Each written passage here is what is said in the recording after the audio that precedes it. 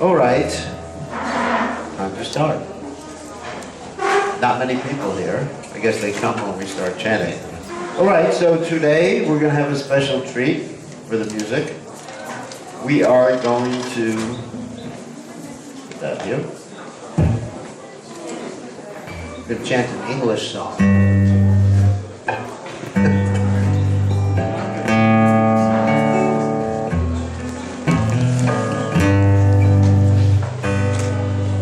What happens to the translator? No translator today.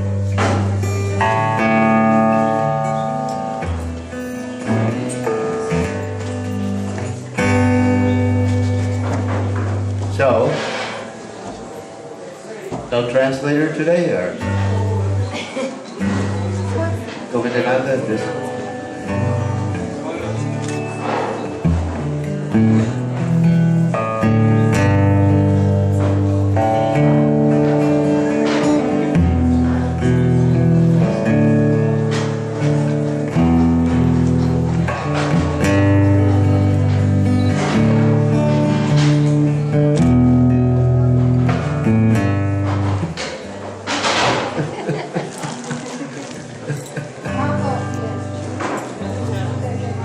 What? You want to take the pictures?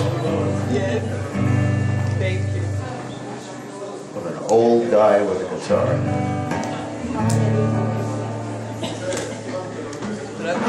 All right, I guess we'll start without a translator. You can't just like it. Who? Oh, okay, very good.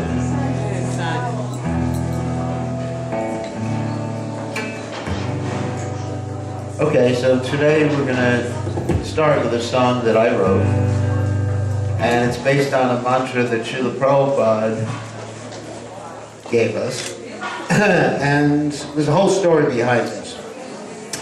Once upon a time, many years ago, there was a rascal guru, and his name was Shukracharya, and he is the guru of the demons.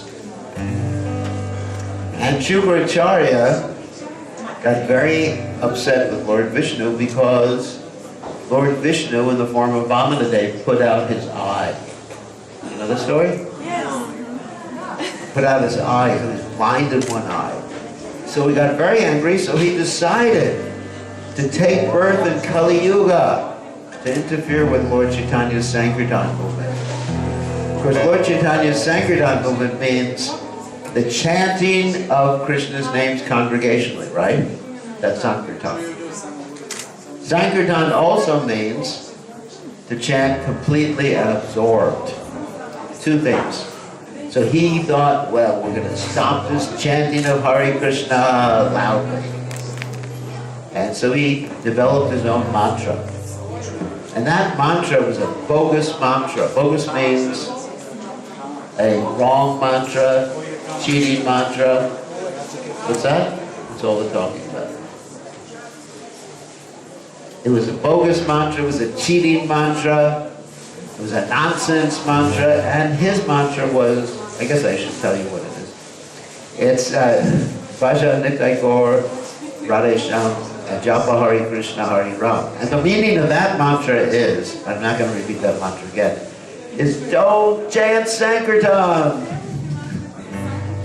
Just chant softly so no one can hear. And so this particular group, which he founded, which Shukracharya founded in the age of Kali, chants this mantra loudly all night long, and they don't chant Hare Krishna. So they have a center right next to our Krishna Balaram Mandir in Vrindavan. If anyone's ever stayed at the guest house, they would hear them all night long chanting, don't chant Sankirtan, don't chant Sankirtan, and of course it's Sanskrit. Don't go on Sankirtan. So Prabhupada got very angry with them. And he actually changed the expression of the Panchatattva mantra. Many of you don't know that. When Prabhupada first started the Krishna consciousness movement, the Panchatattva mantra was, Vaja Shri Krishna Chaitanya Prabhu Nityananda Shri Advaita Gadadhar Srivasati Gaur Bhakta-vrinda. So he started the Panchatattva mantra with Vaja, which means worship Lord Chaitanya, Lord Nityananda, Advaita Gadadhar, Srivas, and all the devotees of the Lord. So then Srila Prabhupada thought, if I use this word Vaja, people will confuse our mantra with this bogus mantra. So he changed the expression or the first introductory word of the Panchatattva mantra. He didn't change the Panchatattva Mahamantra, but he changed the introductory word to Jai. Everyone's heard of that before? Jai Shri Krishna Chaitanya Prabhu Nityananda Shri Advaita Gadadhar Srivasati Gaur. And also Prabhupada said you can chant Jai Shri Krishna Chaitanya Prabhu Nityananda Jai Advaita Gadadhar Srivasati Gaur. You know, two ways you can chant. And that was the origin of the way we chant the Panchatattva Mahamantra today. And in addition, Prabhupada said, if you want to chant anything beginning with Vaja, you can chant the names of the deities in Vrindavan. He said, Vaja, Nitai Gaur, Radhe Shyam, Jai Krishna, what else? Balaram. Okay, Vaja, Nitai Gaur, Radhe Shyam, Jai Krishna, Balaram. So I made up a song based on this particular mantra which Srila Prabhupada gave us. And the song is called, obviously, Nitai Gaur Radhe Shyam Jai Krishna Balaram. But I don't use the word Vaja. And it's an English song, ending up with the chanting of Hare Krishna. And let's see if you can follow. Oh, let me read the English words first so you can hear what it is. And generally when we chant it, we have it projected on the screen, but we don't have that today. So the words are, as happiness is so far from me in this world of misery, seen everything and been everywhere, all one feels is despair. And then Nitai Gaur Radhe Shyam, Jai Krishna Balaram. Then Prabhupada from Goloka came to give us Krishna's holy name.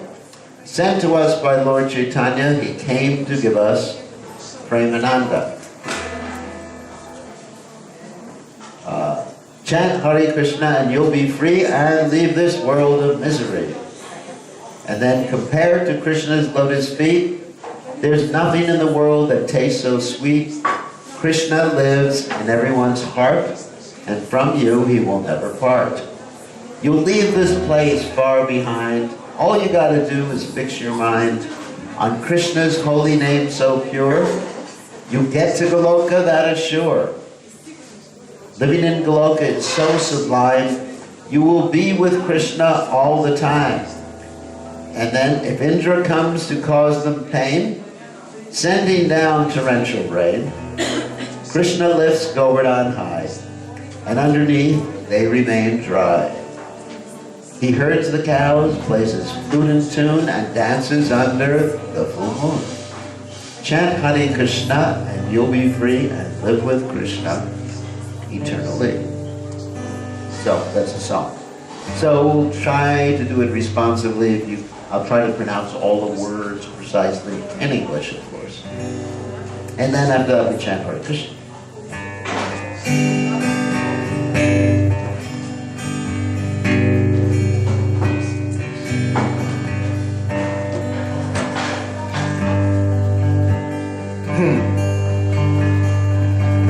Happiness is so far from me in this world of misery.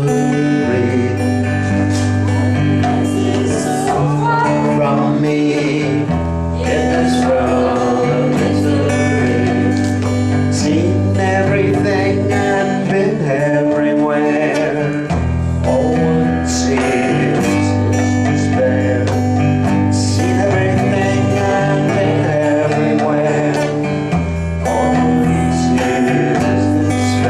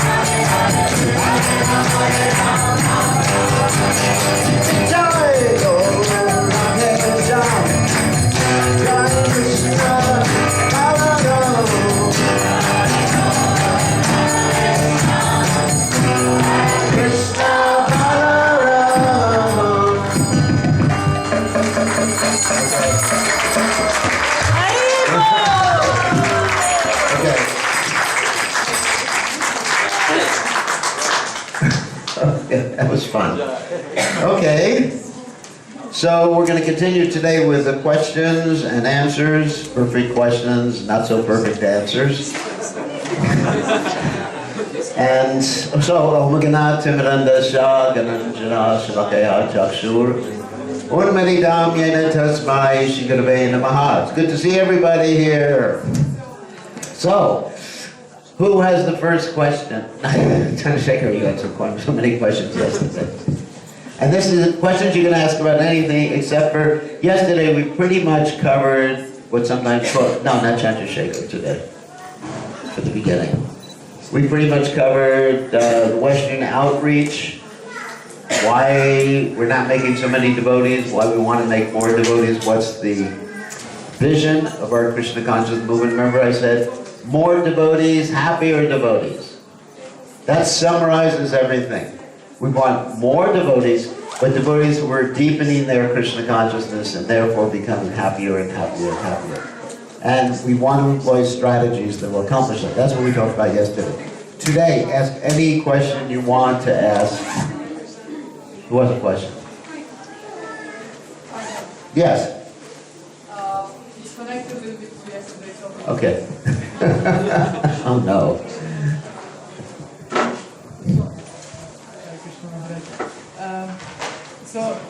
You spoke about the topic about bringing new people and more happier, merrier. So I just want, there is another aspect of that story, the devotees that are already here. And somehow they're speaking with devotees and seeing from experience. It's happening that 20 years, enthusiasm goes down. The temples are empty, not only because of the lack of the new devotees, but because of the lack of, old devotees. Like of happier devotees. So it's just, kind of spreading, and there is no consistency, there is no enthusiasm. So if you could speak about that point, because I think it's also relevant. Okay. That's a very good question. The question is, why are we seeing what we call dissipation or lessening of enthusiasm and energy amongst the older devotees? Okay? That's your question. Well, there's several reasons for that. One of which we touched upon yesterday was that we tend to take Krishna consciousness after some time as a bunch of rules and regulations. And when you do the same thing every day, you chant the same Hare Krishna mantra, right? Not a different mantra. So every day we had a different mantra, would be more interesting. One day Hare Krishna, another day, Om, Om, Om, Om. And the next day, Om Namo Bhagavate Vasudevaya. The next day, what else mantra can we chant? Anyway, Jai Shri Krishna, whatever. So, we're chanting the same thing every day, so most religions have the same problem that we have. In that when you're doing the same thing every day, you tend to forget why you're doing it. You tend to lose your touch. And like we talked about yesterday, this principle of putting yourself on automatic pilot. We talked about that last year too. So we're not always asking why we're doing what we're doing. We're just thinking we have to do this because this is our duty. That's the first reason, that we forget about the purpose of life. And also, we forget about the reasons we came to Krishna consciousness. Krishna says in the Gita that we came to Krishna consciousness for 4 reasons. Because we're looking for knowledge, we're inquisitive, we're in distress, or we're looking for money. So after coming to Krishna consciousness, those things sort of disappear because we've achieved our goal, and then we lose our enthusiasm.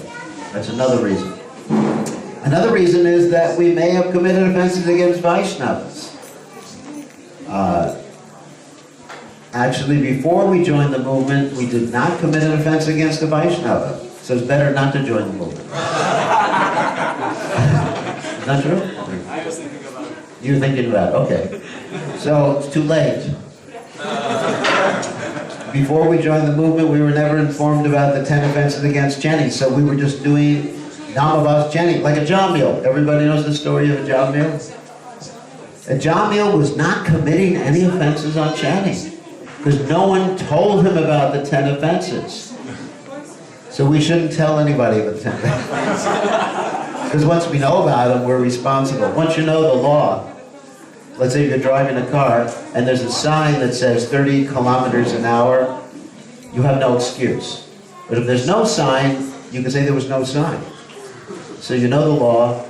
And so we're committing offenses, especially against Vaishnavas. We're not properly honoring, respecting, because we tend to take it very lightly. We go on the internet, we criticize or hear criticism of Vaishnavas.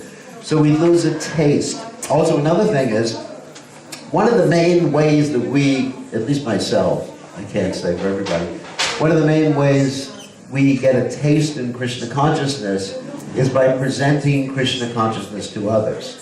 I remember the first day after I became a member of the Krishna consciousness movement, they sent me out on Sankirtan. Anyone heard of Sankirtan? No. All right. Sankirtan, book distribution. So they said to me, actually, I've joined the movement, and they said, well, if you join the movement, you can become the temple treasurer. I thought that was great. I could just sit and count money all the time. That's easy. And so I went into the treasury department, and there was only $5 in the whole treasury. So didn't give me much time to do, So I said, oh, I'm finished. What should I do now? Go out and Sankirtan. So So went out Sankirtan, dressed in a dhoti for the first time in my life. And it was shocking. But I was approaching people in the street, magazines, Back to Godhead magazines. And I experienced happiness by doing that. Because when we share, that's part of Sankirtan. Sharing Krishna consciousness with others. So sometimes as we progress in Krishna consciousness, or more time in Krishna consciousness, we don't do that. We settle down, down, down. In other words, we settle into a routine. We're in our homes, and we lose sight of the mission. I mean, one of the reasons I was so enthusiastic when I joined the Krishna consciousness movement years ago was that there was a mission in life, a purpose in life. The mission was to save the world. I was a member of the hippie generation. None of you know what that is. But that generation meant, I joined the movement, had long hair out to here and here. And we wanted to save the world. We were protesting and doing other things. Some things were not so nice that we were doing. But the Bhagavatam states, Taipat Visargo Jamatagaviplavo Yasmin Pratishlogam Avadavachapi Namananantashi Yashogi Nikatani Yatshuvati Gayati Granati Yatsadava. That this movement is meant for creating a revolution society. So this was part of our enthusiasm in the beginning, to change the world. And we thought that we're going to have world leaders who are Hare Krishna devotees within 20 years. Now, we don't really have too many world leaders who are Hare Krishna devotees. In certain countries, actually in Slovenia, we have a member of parliament who is a Hare Krishna devotee. Some of you may know him, Parshuram. Does anyone know Parshuram? No. You know Parshuram. He used to come to the camps many years ago with his wife. So he's a Hare Krishna devotee and he's a member of parliament in the United States. We have a member of the parliament there, Tulsi Gabbard, who is so we're gradually making inroads. So we lose sight of the mission, and therefore we lose this enthusiasm for Krishna consciousness. Another reason is we're no longer living in the communities, because we need association to be enthusiastic. So community, when we first had the Hare Krishna movement, I think most of the people lived in the temple. Anyone here ever lived in a temple? Some of you. Raise your hand if you used to live in a temple. So, the old people. No, you're not. Sorry. I apologize. Anyway. So, and it was a community. And what did we do at 4:30 in the morning? Does anyone know? Went to sleep. What used to be a take prashad at 4:30 in the morning? No, anybody have any ideas what happened at 4:30 in the morning? Mangalarti. Some of the people here who joined later have never experienced Mangalarti. Or if they have one in their house, the Mangalarti starts at 8 o'clock in the morning. How many of you have later Mangalartis in your house? How many of you have no Mangalartis?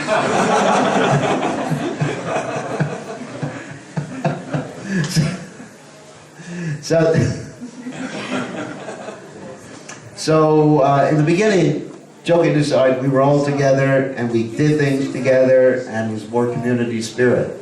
And we were young.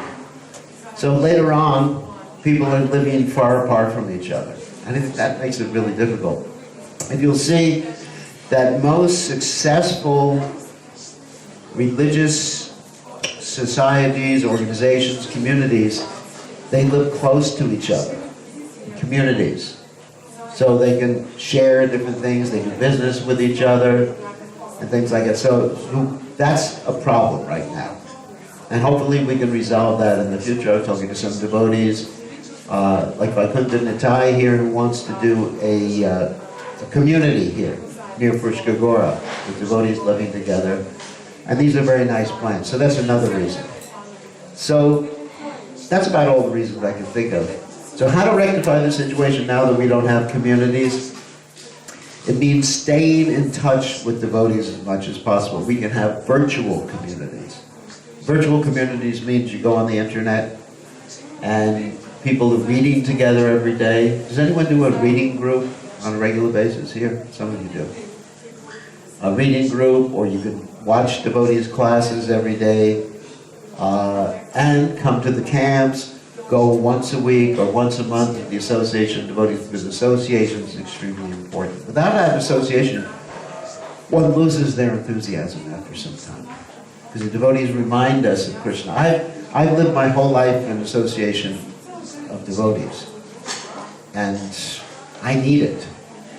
I couldn't go up to the Himalayas, maybe to Govardhan, but I guess, not the Himalayas, but I couldn't go and just live separately from the devotees because it would be miserable. In fact, in the discussion between Ramananda Roy and Chaitanya Mahaprabhu, Chaitanya Mahaprabhu asked Ramananda Roy, what is the most miserable thing?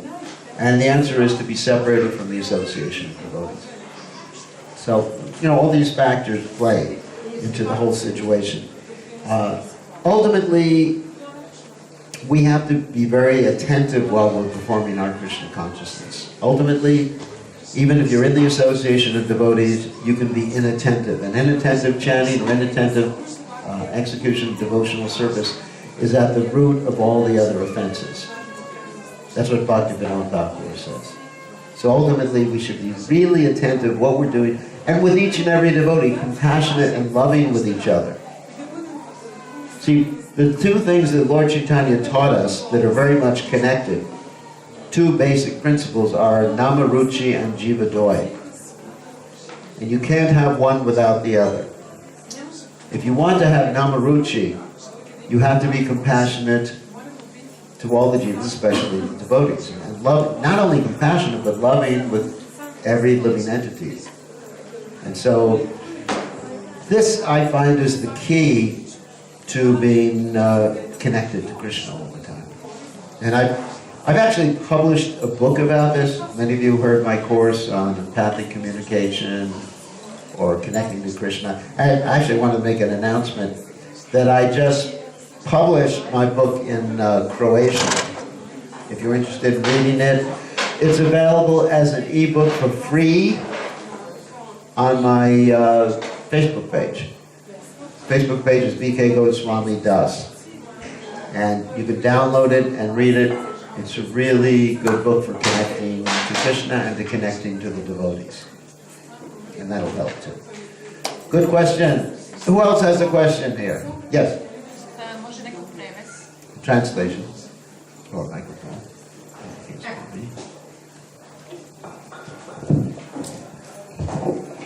Hare Krishna. Mene zanima na samom početku procesa da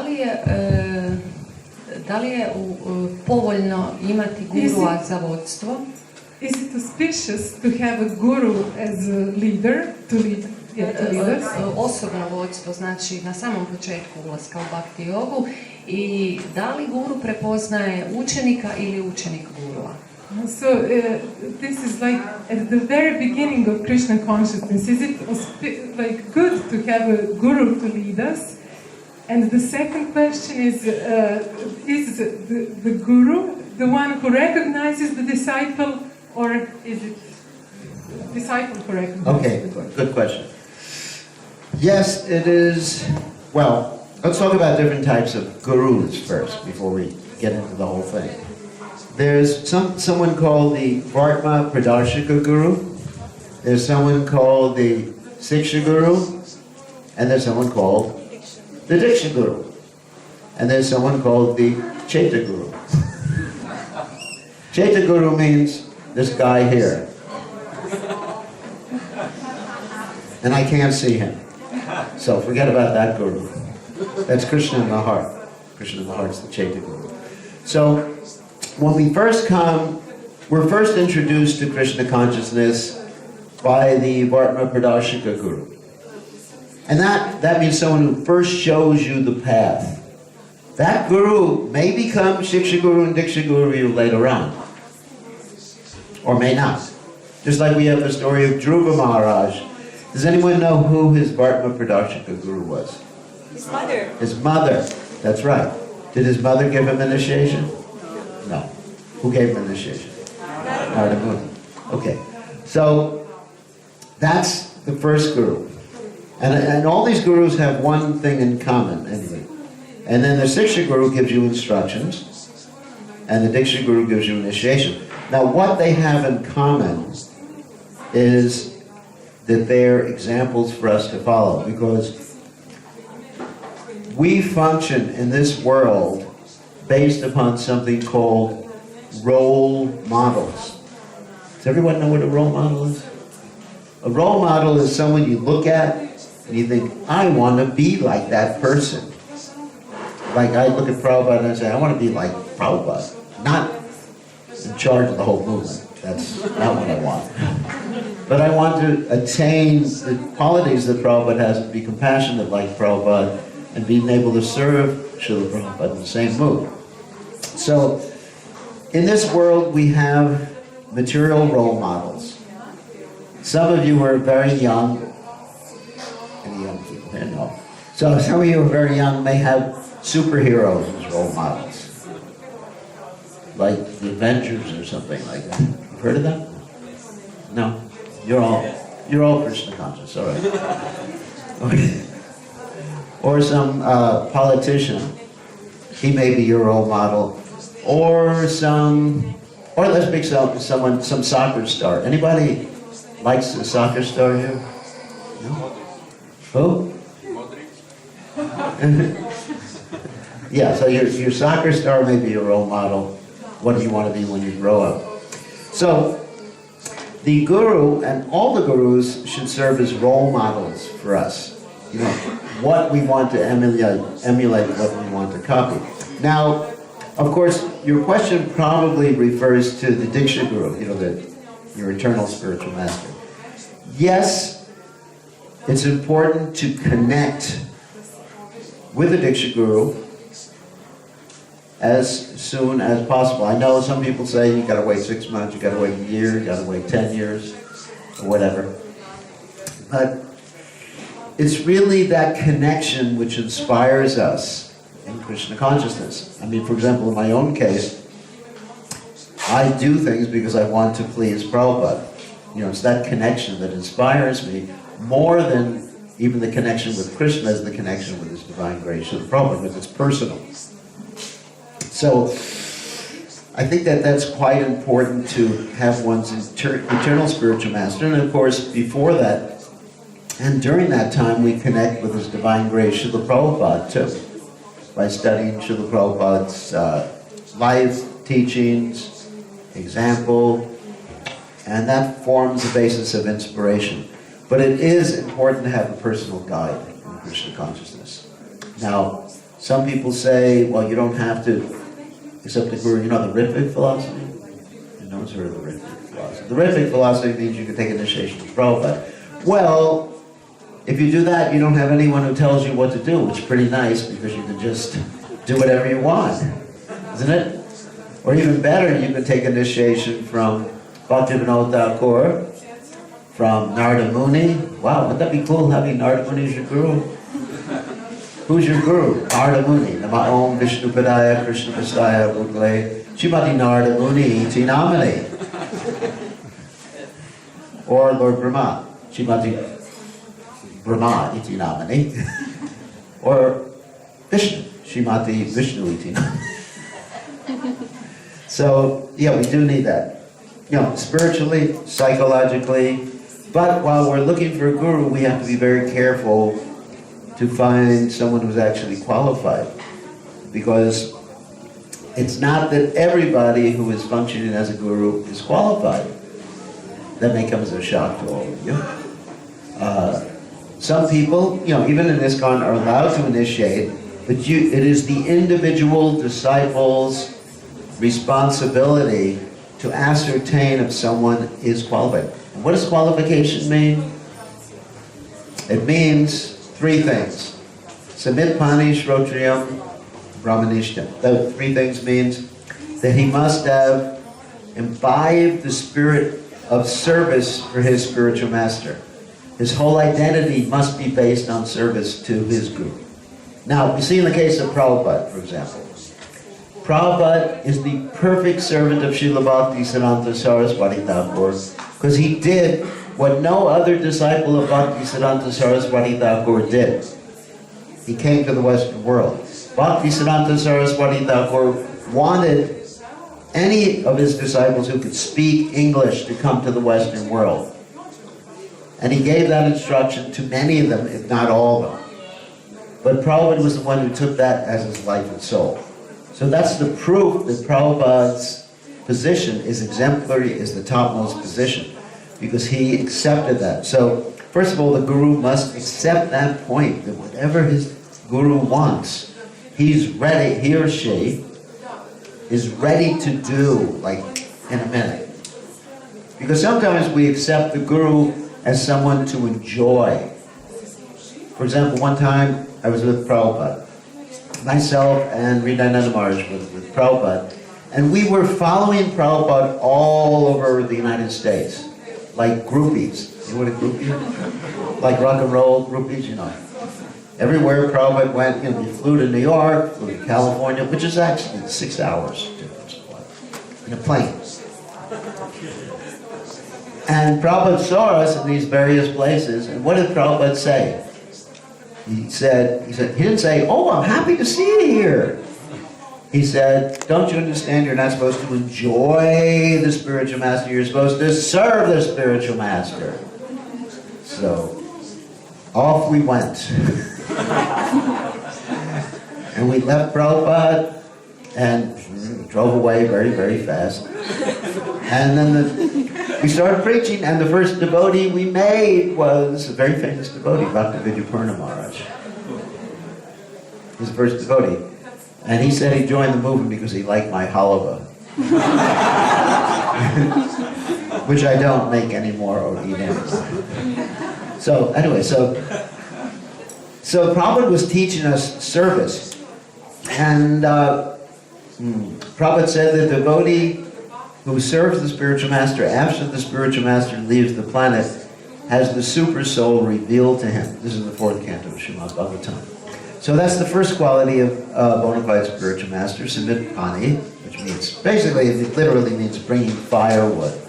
But nowadays the gurus don't need firewood anymore, do they? I don't think so. They basically need different things, like a car or something. So we should say, anyway, I won't give the car in Sanskrit.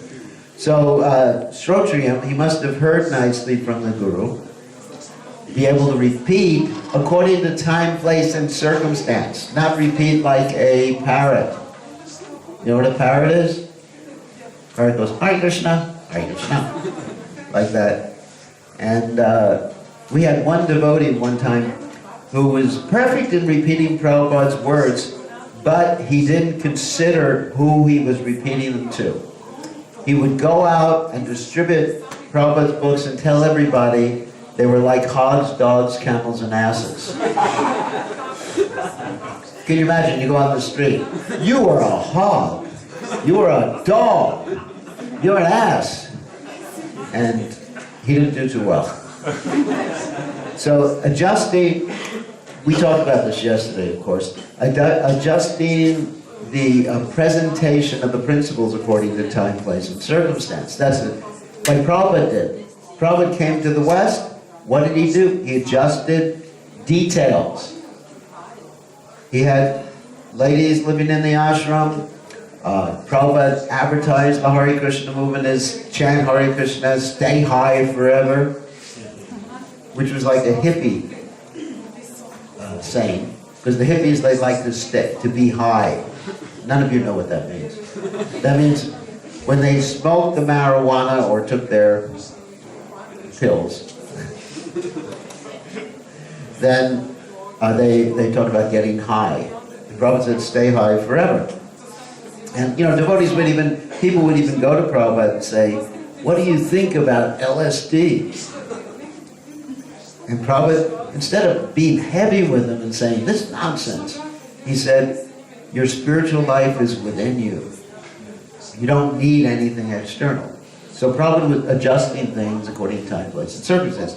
That's Shrotriam, and then Brahmanishtam, someone who doesn't deviate from Krishna consciousness, someone who is 24 hours a day engaged in serving Krishna. Not 8 hours a day and then they check out for the day. In other words, you shouldn't see the guru going to the disco at night or going to the bar. Maybe to preach, but not to drink. Actually, one time I went to a bar to save a devotee. One devotee left the movement. He was an expert piano player. He was in a piano bar. So I went to the bar to try to save him, and he was playing the piano, and there were like 3 girls sitting on the piano. You've seen that, I'm sure. Like that. And then he opens his eyes after he finishes and said, uh-oh.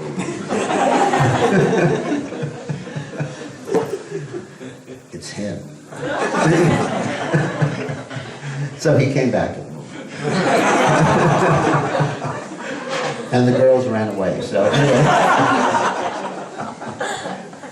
So it is important.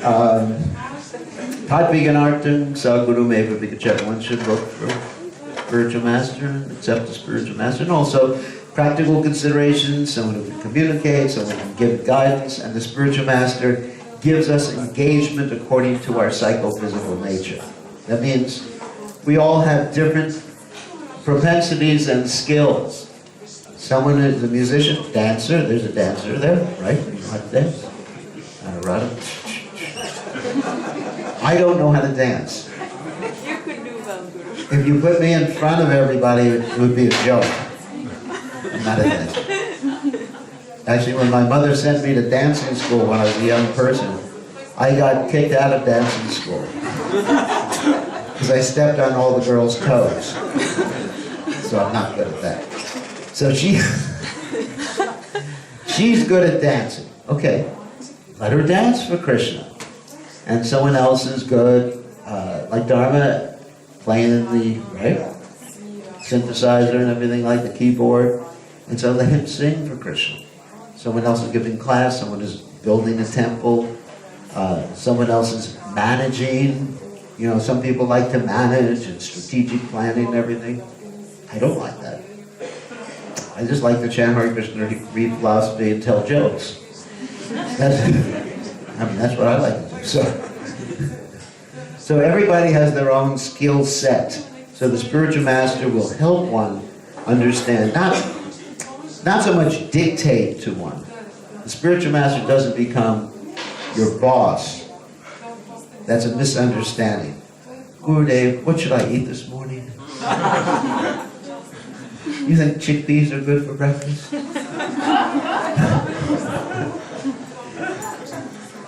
What time should I go to sleep? What type of blanket should I buy? Should I use a pillow? You know, that's... Or how should I invest in the stock market? Gurudev, what stock should I buy? Sometimes you find that. I mean, once upon a time in ISKCON there was a guru who said, I think you should invest in Forex. You know what Forex is? Foreign exchange. All the devotees lost their money. It's actually here in the Balkans. Hundreds of thousands of euros were lost. So that's not the Guru's business. The Guru's business is to facilitate the disciple understanding what their practical spiritual engagement is. But it's important to have a Guru. I mean, I don't think Krishna consciousness could be there without a Guru. And so as soon as possible, one should connect in that way. Does that answer your question? Okay. More questions? Yes, yes. No, she's Second part. Second part. Yes. Does Guru recognizes that? Oh, yeah. Does Guru recognize the disciple? The disciple recognizes the Guru. Yeah, I think both things happen simultaneously. Or the Guru may recognize the disciple before the disciple recognizes the Guru. Yeah. That happens sometimes. I mean, it's not always the Guru will say, hey, I know you. You were my dog in your last life. Or you were a cockroach, I stepped on you. The Guru won't say that, but there is definitely some recognition like that. Usually the Guru recognizes the disciple before the disciple recognizes the Guru, but sometimes I mean, for example, I recognized Prabhupada as my Guru in 1968, I believe, when I heard Prabhupada on the radio. I was listening to the radio, and all of a sudden there was the chanting of Hare Krishna, which was done by Srila Prabhupada. And as soon as I heard it, I said, that's my Guru. Recognized him immediately. And that's before I physically met Prabhupada. Then in 1971, I physically met Prabhupada. And then Prabhupada accepted me in January of 1972. So there was immediate recognition, yeah. Very good. Good question. Thank you. Okay, thank you for the question. It's not a question, it's more a comment. It hurts me to hear every day, almost every day, that all the devotees get without unmotivated, like no motivated or no enthusiastic. I spent all my life in Krishna consciousness. I'm very enthusiastic. I really love to stay between devotees, the kirtans. Sorry. See some tissue.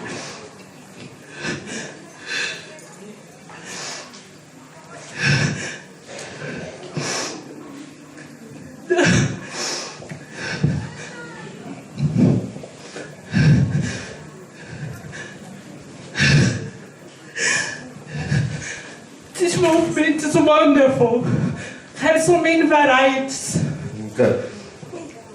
Yes, you just have to find out what really, from all these varieties, what you really like and go for it. Yes, that's true. And the other point is, if you accept and believe that Srila Prabhupada is perfect, the books, Krishna books, perfect. Krishna is perfect. So, there is nothing to be unmotivated and without faith. He is a hospital. Everybody here has problems. That's right. Everybody here is sick. That's why you are here. And this movement is exactly for that. So we have to understand. We have to have understanding for the other devotees and for ourselves, accept how we are, and try to do our best. Yes. That is all.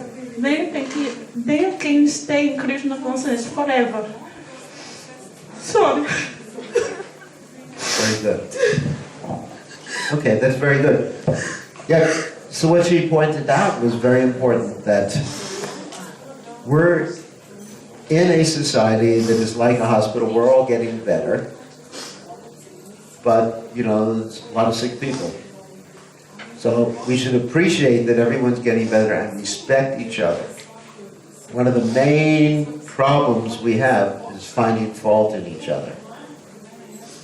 You know, that's I think that's what you're, rather than loving each other and appreciating, you were mentioning the variety. Like Prabhupada said, unity and variety. You mentioned this yesterday, that every year the GBC should meet and discuss how to work together in spite of everybody having variety. And for example, in the GBC we have a lot of variety too. We have people who are very, for lack of a better word, conservative, right? Everyone knows what conservative means? And people who are very liberal, like me. Very liberal, very conservative. I'm not going to tell you who's conservative. But it ain't me. That's for sure. So we have to love everybody, because everybody is trying their best to serve Krishna within anybody. Everybody is trying to their best to serve Krishna within their ability and understanding. That's all. And the different ways of looking at things. And then we'll all be together. You know, unity and diversity. Very good. Nice point you brought up. Thank you very much. Yes, more questions. Well, who's going to choose? Microphone? You choose.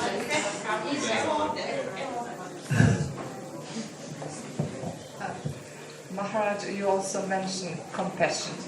So regarding that, Jiva Dayan being compassion. Yeah. So regarding that, because compassion is a very, very high metaphysical values, and it requires some spiritual maturity.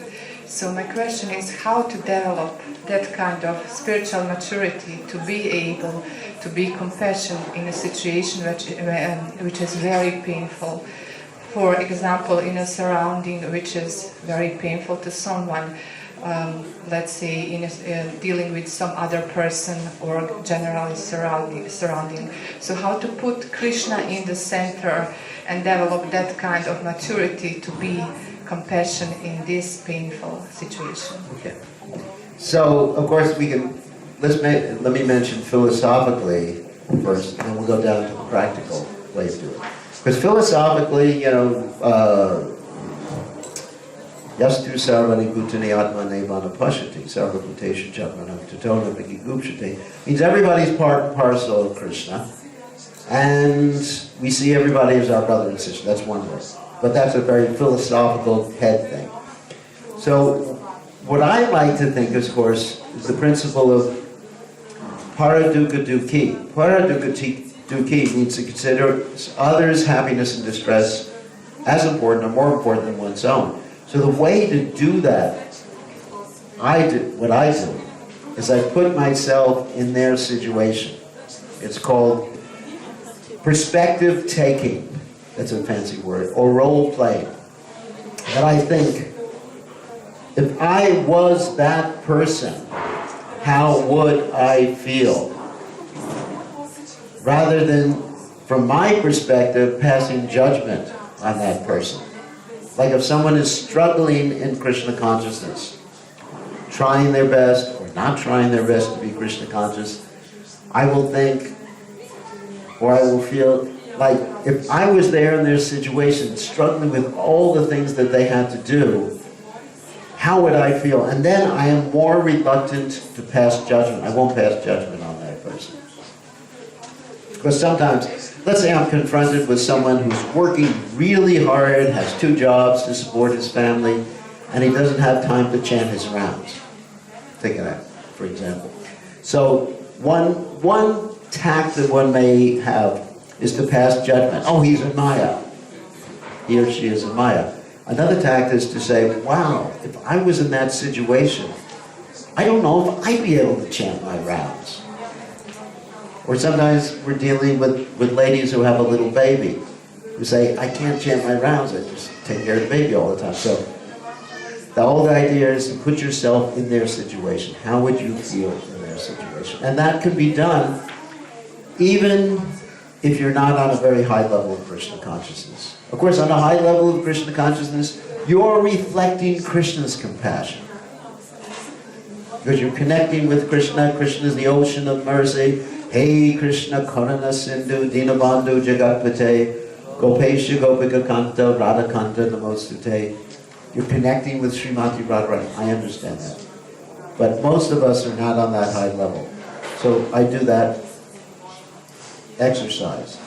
If I was in that situation, and that eliminates, if one does that, that eliminates all sorts of sexism, racism, nationalism, and criticizing people because they have a different opinion about things in Krishna consciousness. Does that answer your question? That's my suggestion. Perspective taking, perspective taking or role playing. And many times when you see a disagreement or fighting between 2 people, you have them take each other's roles. It's a very powerful tool. Like if you got a husband and wife are fighting, then you have the husband take on the mentality of the wife take on the mentality of the husband, and talk to each other in terms of that. To see everyone as oneself. Okay? Yes, question. Thank you. Hare Krishna. You talked before about offenses against Vaishnavas. My question is it an offense if Guru makes something very wrong? Is it an offense if we criticize his actions, or in extreme case if he does something unlawful, to let him be chastised? Okay, so here's the thing with Vaishnavas, that Vaishnavas, we'll talk about the Guru later on, but Vaishnavas can make a mistake. We're not perfect. So there's two ways to deal with it if someone makes a mistake. One way is to just point out, yes, you made a mistake. Another way is to give the person a label. You are stupid. You are ignorant. You are useless. You are foolish. That is an aparada. But to point out something that actually someone did, that's just a statement of facts. So with the Guru, let's say, unfortunately, if you have a Guru who does something really illegal or illicit or what? Yeah, let's say he takes some herbal medicine.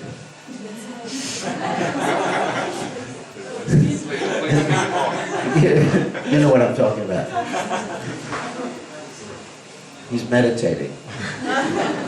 He takes some herbal medicine. So rather, he's still Vaishnava, but rather than saying that he's a druggie, whatever you're going to say about him, you say that this particular individual, sannyasi, guru, devotee, whatever it is, has taken this particular thing, and you approach a senior devotee to try to help him. If you're junior, there's an etiquette that you approach someone who's senior, you just tell him that Guru Maharaj is smoking, is doing whatever he's doing. Please try to help. And there's always compassion. As soon as we start to condemn someone, then we're on the boundary, not only the boundary, we cross the boundary of Vaishnava aparada. Someone could make a mistake, do something wrong, point it out with the proper etiquette, but don't give. There's something in Latin called ad hominem. Ad hominem means a personal attack. Now you'll see on the internet that people are engaged, even Vaishnavas are engaged in personal attacks on each other, questioning someone's integrity, questioning someone's sincerity. So instead of that, you can deal with the philosophy, or whatever specific point it is. Like Prabhupada, when he was asked about some bogus guru, for example, there was one bogus guru who taught everybody that he was God. And Prabhupada said to the devotees, don't mention their name. Because, let's say, if you touch something dirty, your hand gets smelly. So Prabhupada said to ask, what is his philosophy? And then deal with the philosophy. Of course, sometimes Prabhupada did really call a bogus guru a rascal. I remember when Prabhupada even talked about Dr. Krishna and how his translation of the Bhagavad Gita, there are certain things that were completely wrong, and how he had become a dog in Sweden.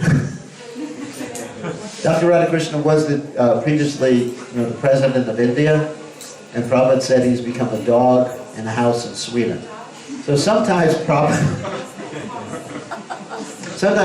would take it to that particular level, but in dealing with Vaishnavas, he was always very careful. Sometimes he would warn us about certain things his godbrothers were doing, but he said that wasn't the right etiquette for us to criticize and deal with God. So one always has to be conscious of etiquette. And do not give someone a bad name. Just deal with the issue itself. Okay? And then you'll avoid offenses. Other questions? Yes. Questions. Okay. Hare Krishna Maharaj. Haribol. So I want to ask a question about preaching. So sometimes I meet people who ask quite reasonable questions about our philosophy, and inside myself, I know the answers to these questions, and I'm quite satisfied with these questions. Yes. But when I try to explain them, I meet quite many difficulties to explain. They seem like I cannot handle their illusions. I'm not strong, spiritually strong enough. And my question is there a point which I have to reach when I can start preaching, or I should try to do it all the time, or? Yeah, several things. Prabhupada said we should always preach according to our own realizations and not beyond our realizations. Second thing is, when you're, rather than preaching, let's say when you're communicating Krishna consciousness, I hate to use the word preaching because it indicates we're preaching at you. So when you're communicating Krishna consciousness, the first thing I do is I try to understand who I'm talking to. In other words, I'll let the other person, this is different than book distribution, but when I'm interacting with someone, I'll let the other person speak first, try to understand them, try to understand their questions, and if it's in a social situation, I'll wait until they ask a question. Like if I'm going to visit my family, then I'll wait until they ask me a question. So every situation is different. You have to understand who you're talking to, what your realization is, how much they can digest. Like you even have in the Bible, Jesus Christ's statement that I have much to tell you, but you can't bear to hear. In other words, don't commit the offense on chanting of instructing the faithless on the glories of chanting. In other words, the people who are not ready to hear something, just give them whatever they can hear. It takes discrimination. But you're young, you're ready to communicate, preach, whatever, now. If you can tell people that chanting Hare Krishna is nice and that's your realization, great, go for it. If you can tell people you're not your body and that's your realization, go for it. Obviously, you have a lot of realizations. I'm sure you do. I'm sure you do. So share those with people and listen. Too often devotees, they just want to talk and not listen. I remember the first time I walked into a Hare Krishna temple.